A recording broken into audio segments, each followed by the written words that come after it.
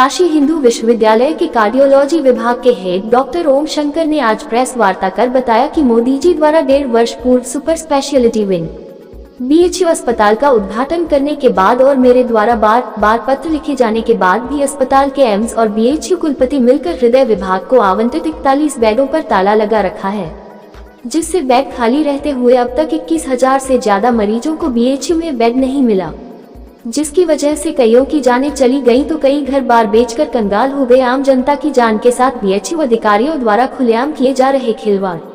सरकार से निवेदन है कि जल्द से जल्द इस समस्या का समाधान कराए।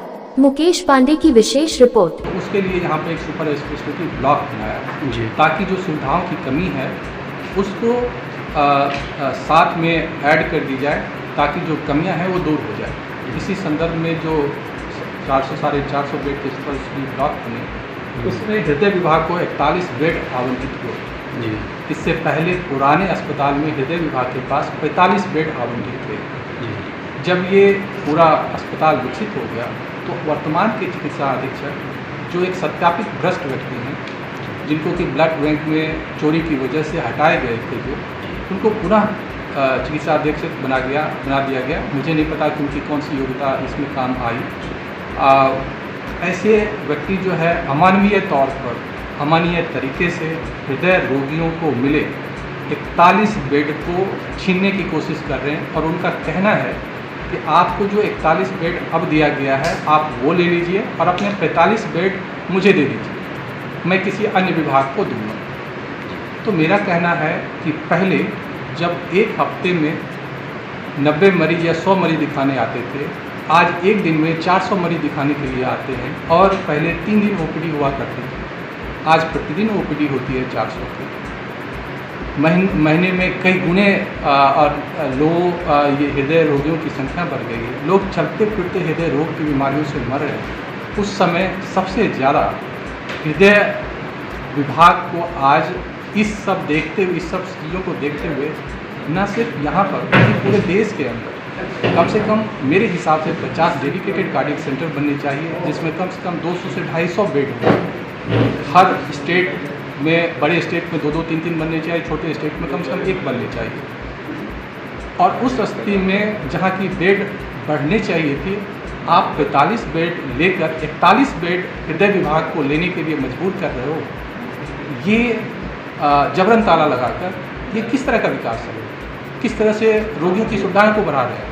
वो ना सिर्फ यहाँ पर रोगियों की सुविधाओं को घटा रहे हैं, बल्कि रोगियों को सुविधा मिलने वाली अन्य जगहों पर भी घटा रहे हैं। जैसे महामना ने ये इंस्टीट्यूशन को बनवाया था। आज समझिए कि यहाँ पर कम दरों में जांचें होती थी गरीब लोगों को, उन जांच घरों को इन्होंने बेच दिया है नॉर्मल प्राइवेट POCT नाम की एक कंपनी के हाथों।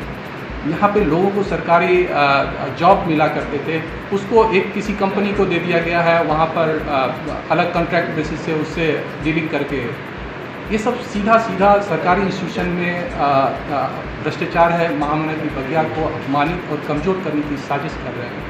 और जो इसके हम लोग की जो आंदोलन के 1.5 दशकों के, उसके स्वास्थ्य के मौलिक अधिकार के, उसके वजह से सरकार ने जो पैसे दिए थे कायाकल्प के लिए, जिससे कि आम जनता के सुविधाएं को, यानी कि आप मुफ्त में इलाज दें, दाम घटाएं, उसके बदले इन्होंने क्या किया, उसको जो मार्बल्स लगे थे उसके ऊपर टाइल्स लगाकर उन पैसों का दुरुपयोग किया, जिससे उनकी तोड़ने और बनाने में दलाली उसको ज़्यादा मिले। खुले आम भ्रष्टाचार कर रहे हैं। ऐसे भ्रष्ट व्यक्ति न सिर्फ भ्रष्टाचारी हैं बल्कि अमानवीय और यहाँ तक कि क्रिमिनल हैं, क्योंकि जब बेड खाली रहते हुए 41 बेड पर आपने ताला लगा रखा है, पिछले 1-1.5 सालों से ज़्यादा समय से उस पर 21,000 से ज़्यादा मरीजों की भर्ती नहीं हो पाई है। उसमें से कई लोगों की जान ही चली गई है। कई लोग अपने घर बार बेचकर निजी अस्पताल में इलाज करा के गरीब और अति गरीब हो चुके हैं, सड़कों पे आ गए हैं। तो ऐसे लोग इंसान कैसे हो सकते हैं? एक चिकित्सक कैसे हो सकते हैं? कैसे एक मानवीय हो सकते हैं? कैसे कोई अधिकारी हो सकता है? ये पद का दुरुपयोग सिर्फ अपने व्यक्तिगत लाभ और महामना की बगिया को तोड़ने और कमज़ोर करने के लिए कर रहा है। ऐसे व्यक्ति की जगह बनारस हिंदू यूनिवर्सिटी में चिकित्सा अधीक्षक के तौर पर नहीं, बल्कि एक बंदी और क्रिमिनल के रूप में जेल के अंदर होनी चाहिए। और इसको संरक्षण प्राप्त देने वाले कुलपति महोदय के ऊपर भी तुरंत प्रभाव से कार्रवाई की जानी चाहिए, क्योंकि इस भ्रष्टाचार को संरक्षित करने में उनकी भी बहुत बड़ी भूमिका है। क्योंकि मैंने व्यक्तिगत तौर पर से साक्ष्यों के आधार पर कुलपति महोदय को कई बार पत्र लिखे, चिकित्सा निदेशक महोदय को भी पत्र लिखा, लेकिन उन्होंने कहा कि नहीं, आपको 45 बेड देना होगा और लेना होगा 41 बेड। और ये हो रहा है, बनारस हिंदू यूनिवर्सिटी के संविधानों की धज्जियां उड़ाई जा रही है।